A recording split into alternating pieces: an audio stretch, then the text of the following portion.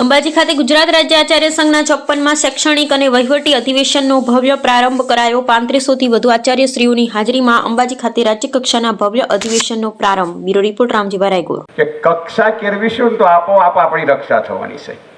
કક્ષા કેળવવાની વાત આવે, ચાણક્યએ કક્ષા કેળવી એટલે બધું આપોઆપ થયું। એટલે આચાર્યો માટે આ શબ્દ પ્રયોગ અહીંથી થયો તો અધ્યક્ષ જાડેજા સાહેબ હતા, લગભગ એનડી જાડેજા સાહેબને એક વક્તાએ બોલ્યા હતા, મને યાદ છે, કક્ષા કેળવવાની વાત આવી। મિત્રો, આચાર્ય સંઘ અને શિક્ષક, વાલી અને વિદ્યાર્થી અને સંચાલક આ બધા ભેગા થાય તો વિકસિત ભારતનું સપના આદરણીય પ્રધાનમંત્રીએ એક દિશામાં ચાલવાની વાત છે। 2047માં વિકસિત ભારતનું નિર્માણનું જે સ્વપ્ન જોયું છે એ સ્વપ્નને સાકાર કરતા વાર લાગે નહીં।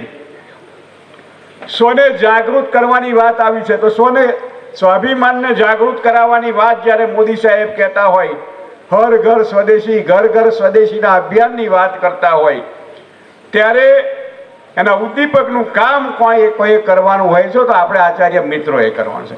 વિકસિત ભારત બનાવવા માટે આપણે જેટલા મોદી સાહેબને મદદરૂપ થઈ છે, કારણ કે વિદ્યાર્થી આપણી સાથે છે અને 2047નું જે ભવિષ્ય છે એ આપણા વર્ગખંડોમાં છે। ભારતનું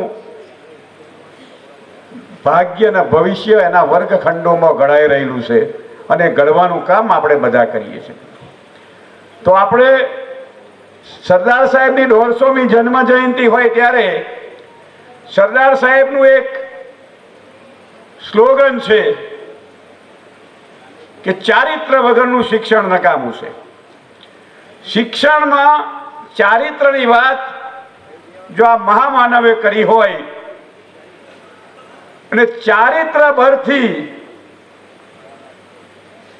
બીજું કોઈ બળ નથી। મિત્રો, જે ગ્રાન્ટેડ શાળામાં જે બાળકો ભણે છે એ પરિવારોને આર્થિક સહાય માટે જે ગુજરાત સરકારની વિવિધ યોજનાઓ છે, ઉદાહરણ તરીકે મુખ્યમંત્રી જ્ઞાન સાધના મેરિટ સ્કોલરશીપ હોય, મુખ્યમંત્રી જ્ઞાન સેતુ મેરિટ સ્કોલરશીપ યોજના હોય, બાળક દીકરીઓને ભણવા માટે પ્રોત્સાહિત કરવા માટે નમો લક્ષ્મી યોજના હોય, બાળકોને વિદ્યાર્થીઓને વિજ્ઞાન પ્રત્યે રુચિ જાગે એના માટે નમો સરસ્વતી સાધના યોજનાઓ હોય, એ ઉપરાંત જ્ઞાન શક્તિ અને રક્ષા શક્તિ રેસિડેન્શિયલ સ્કૂલ હોય।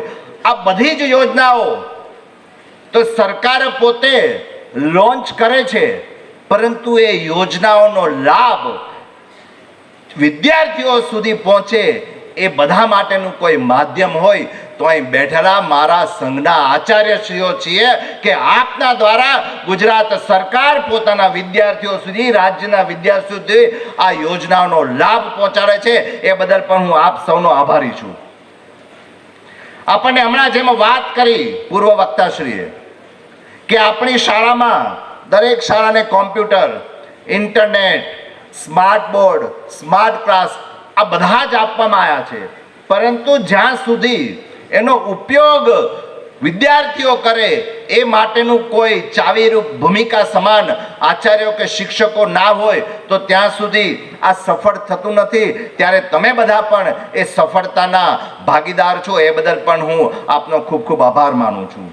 દરેક શિક્ષકને પોતાનો કદાચ એક 8 આંકડાનો ટીચર કોડ આપવામાં આવ્યો છે અને આ ટીચર કોડનો ઉપયોગ કરી અને જી શાળા જેવી અદ્યતન એપ્લિકેશન વર્ગખંડ સુધી પહોંચાડવામાં પણ આપ સૌનો ખૂબ મોટું યોગદાન છે।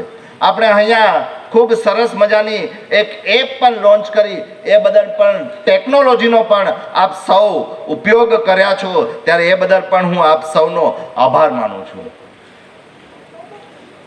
અહીં બેઠેલો દરેક વ્યક્તિ, આપણે એવું કહી શકાય કે ભારત દેશ આઝાદ થયા પછી સુવર્ણ કાળમાં આપણે સૌ અત્યારે જીવી રહ્યા છીએ, કારણ કે દેશના વડાપ્રધાન અને એ વખતના મુખ્યમંત્રી શ્રી નરેન્દ્રભાઈ મોદી સાહેબે જે શિક્ષણ ક્ષેત્રે જે ઐતિહાસિક કામ કર્યું છે, એમાં શાળા પ્રવેશોત્સવ હોય, કન્યા કેળવણી રથ હોય, ખેલે ગુજરાત હોય, વાંચે ગુજરાત હોય, અને કદાચ પ્રથમ એવો વડાપ્રધાન હશે જે બોર્ડમાં જે વિદ્યાર્થીઓ પરીક્ષા આપવા જઈ રહ્યા છે ત્યારે અન્ય પરીક્ષાઓ આપે છે ત્યારે એ વિદ્યાર્થીઓ સાથે ડાયરેક્ટ ચર્ચા કરતા હોય તો એવા પરીક્ષા પે ચર્ચા કરનાર આપણા દેશના વડાપ્રધાન નરેન્દ્રભાઈ મોદી સાહેબ છે.